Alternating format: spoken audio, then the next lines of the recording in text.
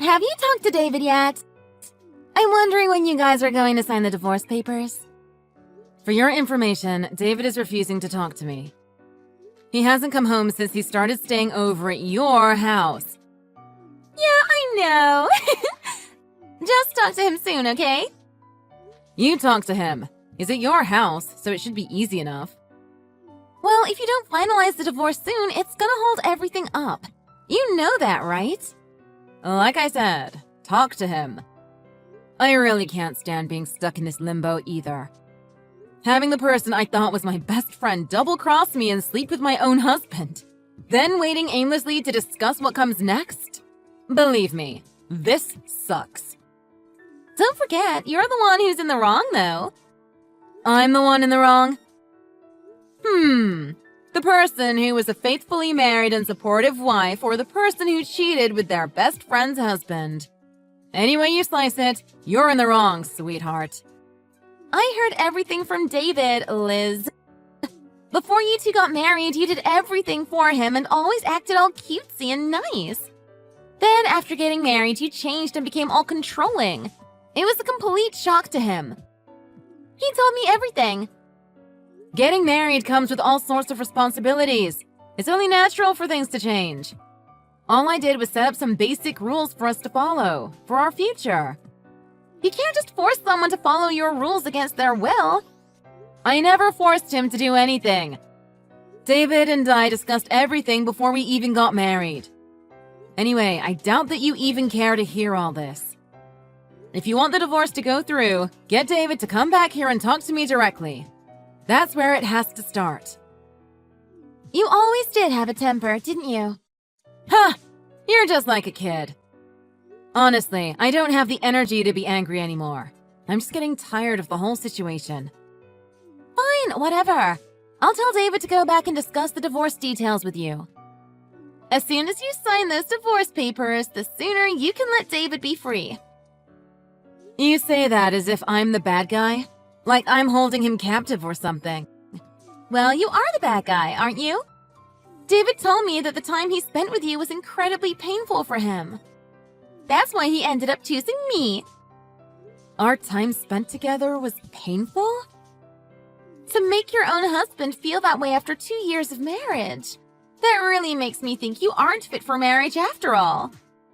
Stealing their best friend's husband after they have been married for 2 years and then just sitting there like they've done nothing wrong? That sounds to me like someone really well suited for marriage. Whatever. At the end of the day, David and I are gonna live happily together after this, while you're just gonna be bitter and alone. Save your spiteful comments for someone else. Listen, I know that you two are having an affair, and I understand why you are pushing for a divorce. I want to discuss that as much as you do. But you have to let me know one thing at least. When did you start seeing him? Well, I guess it started at your wedding. I couldn't stop thinking about how hot he looked in that tuxedo. Then, after you guys got back from your honeymoon, we did coffee at your place. Do you remember? He happened to be there that day, and while you were in the kitchen making the coffee, we started chatting in the living room and really hit it off. After that, we exchanged contact information so that we could get in touch. After our honeymoon? It started that far back? Then we started meeting up after work for dinner almost every other week. That continued for a while as we got to know each other. By then, it had been about 6 months. Yeah, 6 months after we met at your house, we started officially dating, I guess. So basically, you were cheating with him throughout our entire marriage. I guess you could say it that way. He was spending almost the same amount of time with you as he was with me. Apparently. Anyway, Liz, you've got to realize I'm almost 30. I can't wait all day for this divorce to go through. There's a lot of things I need to do before it gets too late. I was always planning to get married by 25, and that didn't work out.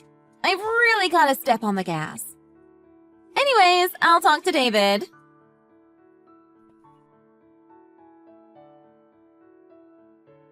David, you need to come and talk to me. We need to resolve this divorce situation. Finally, you came around to the idea of divorce, eh? Did Shelley say something to you? Actually, I was going to talk to you to decide if divorce was the best option, but I just talked to Shelly and that convinced me.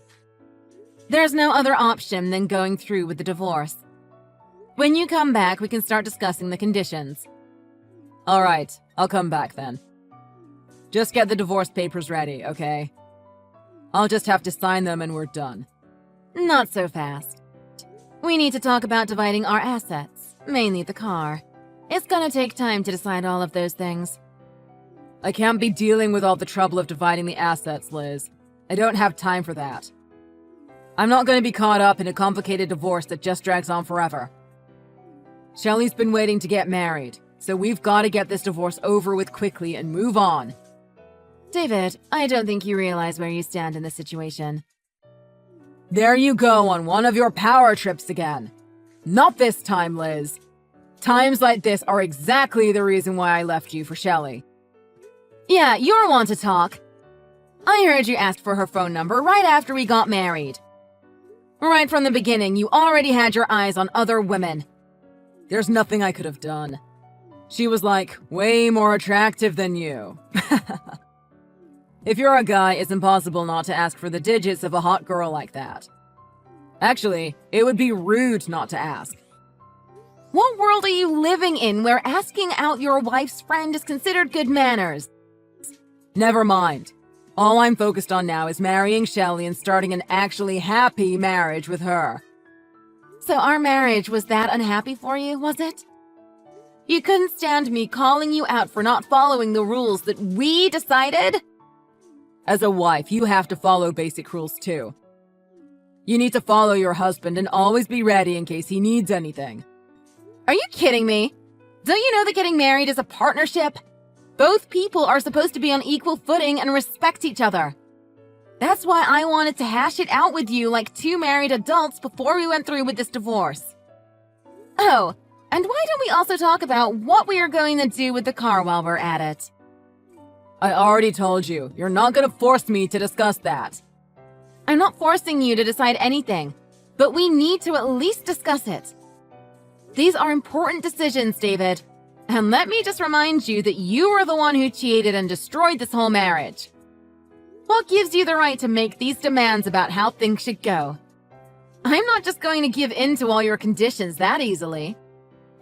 Fine, just get a lawyer then. Why is the first thing women always do is go straight to a lawyer? I can see it already. You and some divorce attorney ganging up and taking everything. The issue is between you and me, Liz. No one else. That's why I'm just going to sign the divorce papers and be done with it. I'm not going to hire a lawyer. Fine, then I'll head over there now. But meeting just the two of us might not be the best idea. Having a third party to oversee the discussions would make sure everything is fair. Well then, Shelly can moderate. You keep going on about cheating this, affair that. What I and Shelly have is real. It's not some overnight fling. Yeah, I'm sure it is. Honestly, I don't really care. Why don't we get one of your family members to stand in? My family? Like my mom or dad? Sure, that's fine with me. Whatever I say, my mom or dad would just take my side and agree with me. So yeah, I'd be fine with one of them as a moderator. Well, seeing as it's not possible to have them come at such short notice, why don't just the two of us meet up to sign the papers first? Yeah, whatever. We both want to get this divorce finalized, so let's finish up with the papers first. Then we can sort out everything else later. That's fine with you? God, you're persistent. I said it was okay, didn't I? All right then. I'll prepare the paperwork and have it ready for when you arrive.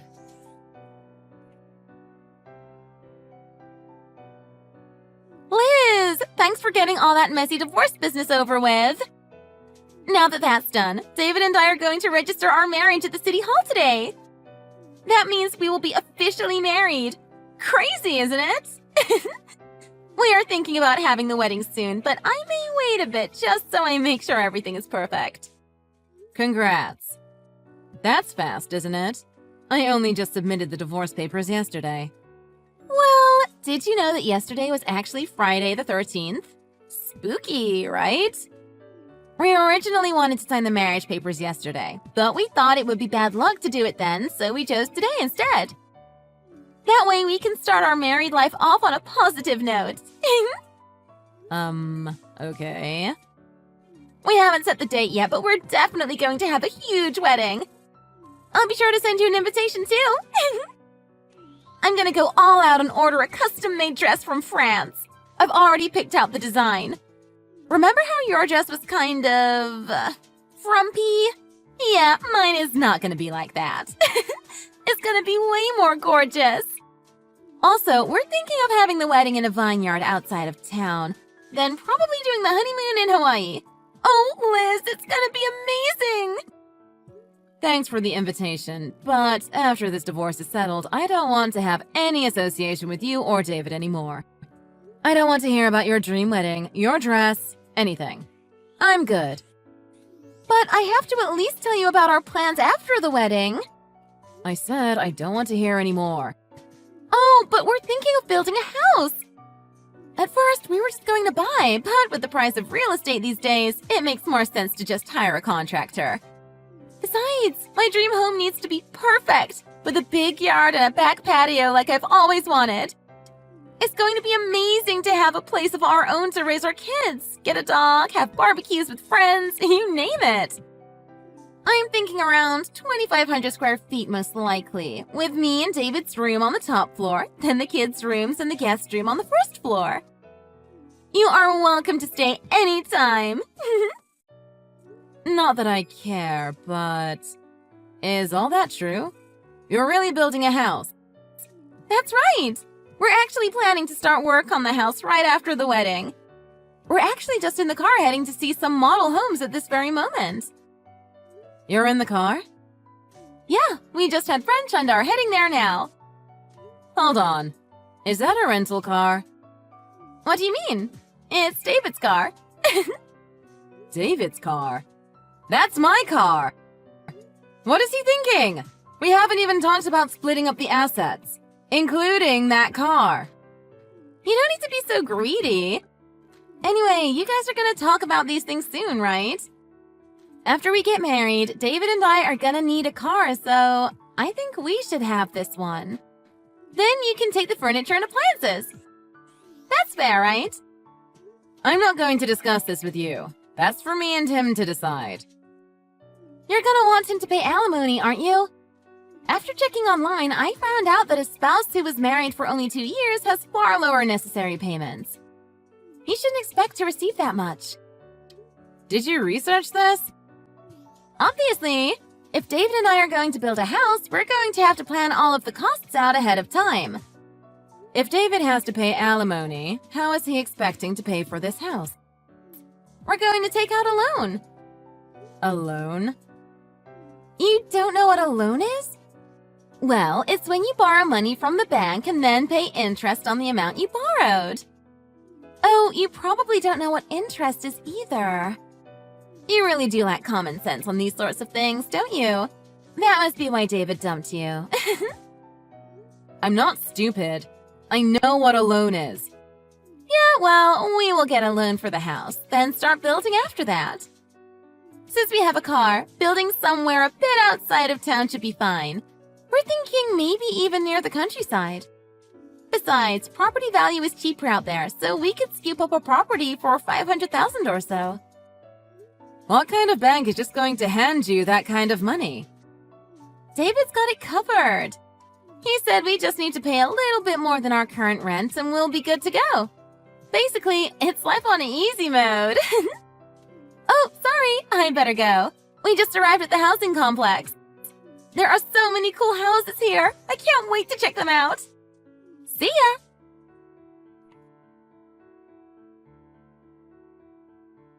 Hey, Liz. David is heading over to your place now. When you're talking to David about dividing the assets in the alimony settlement, try to be considerate, okay? Considerate? David's been through a lot, especially after your guys' marriage fell through.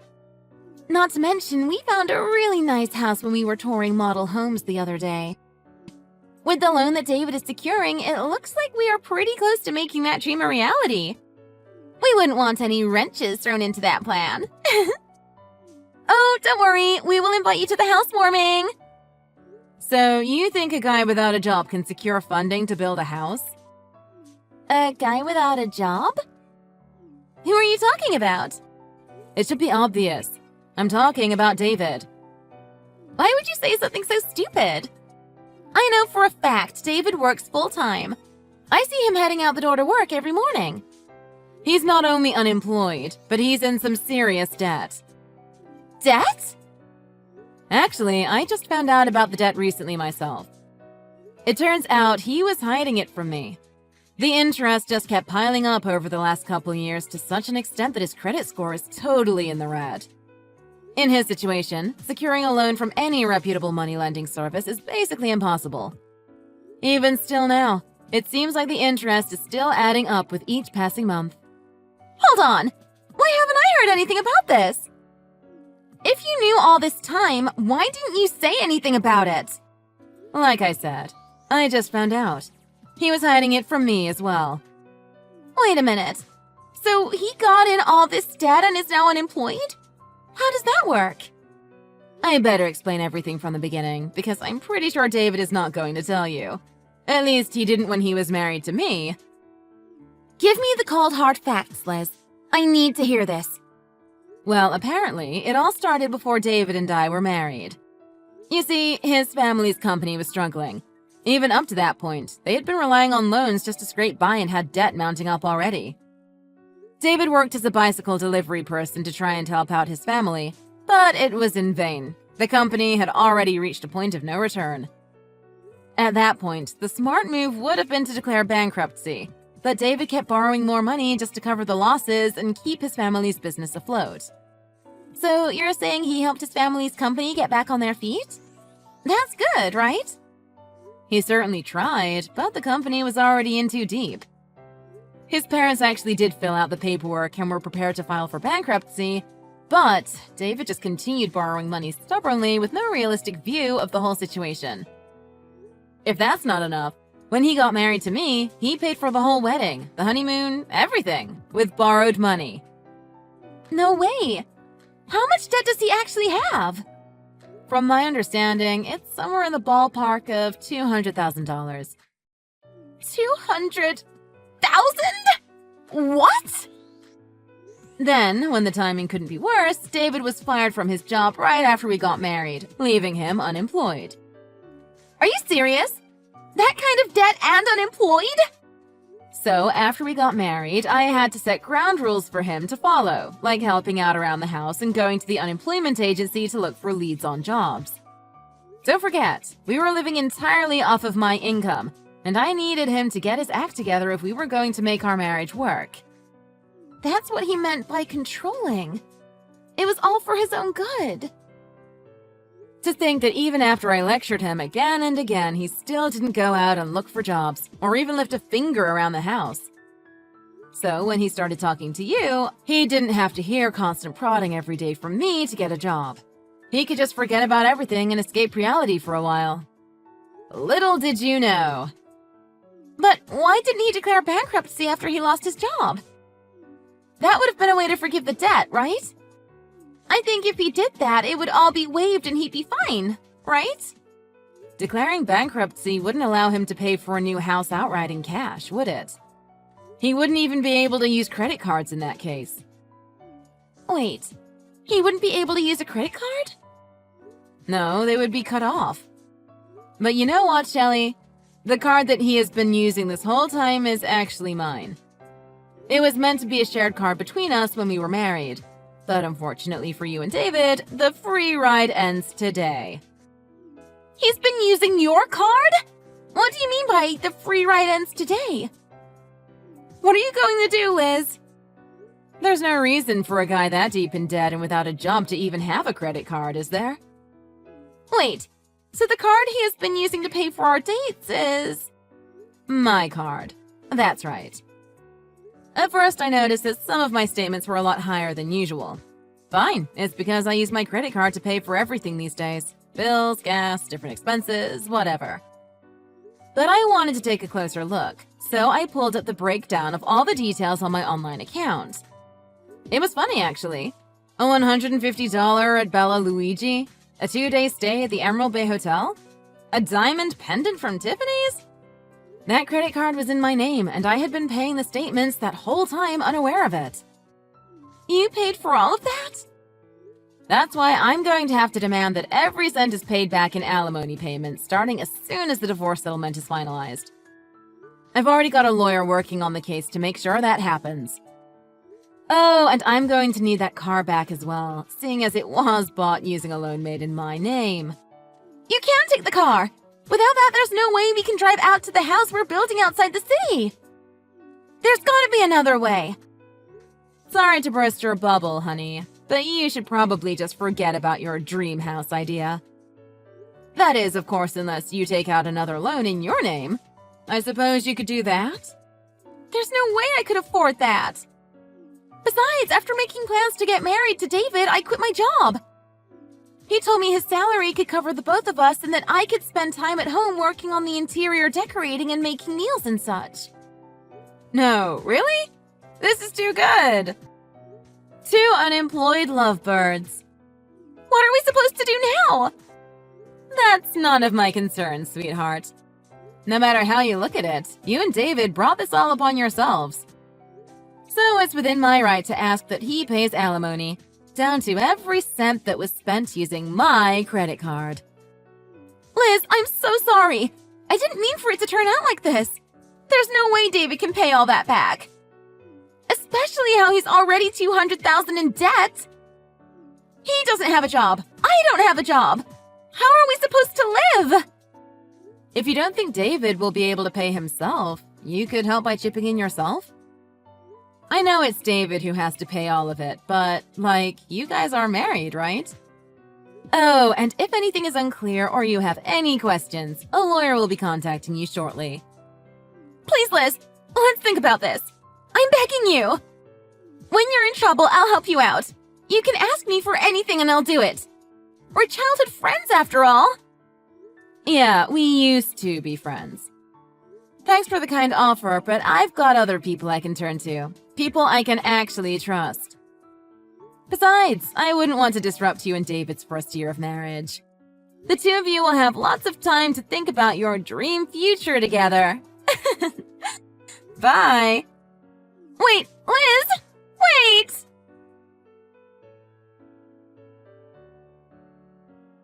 David, where are you? I'm here with a representative who is going to help us with our discussion. I've got the divorce papers ready too. Give me a few minutes. I just dumped at the gas station to grab a quick coffee. Oh yeah, who did you call? My mom? My dad? You didn't get Uncle Rick, did you? I am actually sitting with your older sister at this moment. My older sister? You mean Kim? Right. And as I'm sure you are probably aware, she is a lawyer. I thought she would be the best choice to help us settle this fairly. Liz, how is that fair? You know that Kim has it out for me. She cut ties with us years ago and I haven't spoken with her since. Neither has my mom or dad. You told me you wouldn't hire a lawyer, then you go and do this? What the hell, Liz? Oh, I didn't hire anyone. After I explained the situation to her, Kim was more than happy to step up and help. Totally pro bono. What a kind gesture, right? This is so messed up. Lawyers like your sister don't have time to waste, so hurry over here and we can start the discussion. If you don't get here soon, we will have to start the negotiations without you. It's quite impressive how much your sister knows about divorce laws. We're very lucky to have her. This is so unfair. She's totally going to take your side in this whole thing. It would appear that way, yes. You knew she hated me. That's exactly why you called her, isn't it? This is unethical. It's immoral. You're just a terrible person, Liz. Oh, so I'm the one who's the terrible person? That's rich. You. You're the one who didn't utter a word about a mountain of debt while it piled up. All the way to 200,000. 200! You're the one who wouldn't look for a job and lived off my income, all the while cheating with my best friend while driving all around town in the car that I paid for. Oh, and how can I forget how you wouldn't even talk about paying alimony or dividing our assets, just wanting to sign the divorce papers and run off with your new wife? You thought you could just skate through life without ever having to take responsibility or pay consequences for your actions. You're a lowlife, David. Fine, but about the car. I actually needed that to look for work, going to interviews and that. You knew full well that I bought that car and the deed is in my name. There's no excuse. When we bought it, I told you we could have put it in my name. Anyway, what I'm going to need you to do is start paying alimony payments. I've calculated the amount needed to pay back the credit card bill, as well as some regular settlement fees, etc. Your sister will be able to explain how everything works. Oh, and I'm going to need the car back by, immediately. Does that work okay for you? Liz, please reconsider. If you do this, I'll have nothing. Nothing? You'll have your new wife and that debt of yours, won't you? You may think you've hit total rock bottom now, but you're going to be really living in hell when everything comes back to bite you. This is all because you're angry, isn't it? This is some elaborate plan to get revenge, right? No, I'm not angry at all. All I'm doing is exercising my right to a fair settlement in a calm and composed manner. Your sister and I are waiting for you, David. Oh, and make sure you drive here carefully. We wouldn't want my car to get scratched on the way over. Liz, wait. Just tell my sister to leave, okay? We don't need her there. This is between us, right? Liz, are you there? Kim's always had it out for me, from the beginning! Thanks to the services of David's sister, I was able to negotiate an alimony settlement that would cover all of the losses over the last year, including the thousands of dollars that David had spent using my credit card. Thankfully, the car was also returned scratch-free, and is sitting in my garage at this very moment. Unfortunately for David and Shelley, their dream future wilted and they split up after only a month together. Shelley actually returned to the job she had quit just a couple months earlier, which must have been a very awkward meeting with her boss.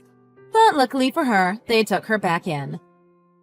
After the settlement, I lost contact with David's sister Kim, but I'll always be thankful to her for her help. As for my ex-husband, David, I haven't the faintest idea of what happened with him. However, as long as the alimony payments keep coming in, I'm not too troubled about it.